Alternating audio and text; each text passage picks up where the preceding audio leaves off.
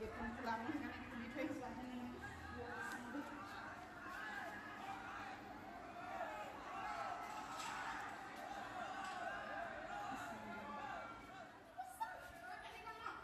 apa baik lagi sih?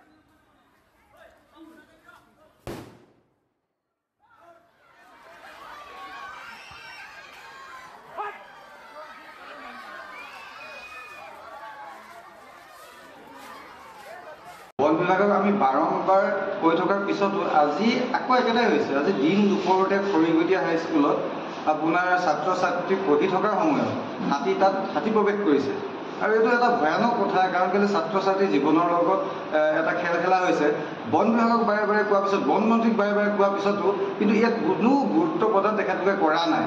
ইয়াৰ পৰা আৰু আকৌ এবাৰ আমি আজি আহ্বান জনাইছোঁ মুখ্যমন্ত্ৰী ডাঙৰীয়াক যে যাতে বন মন্ত্ৰীৰ ওপৰত বিহিত ব্যৱস্থা গ্ৰহণ কৰক।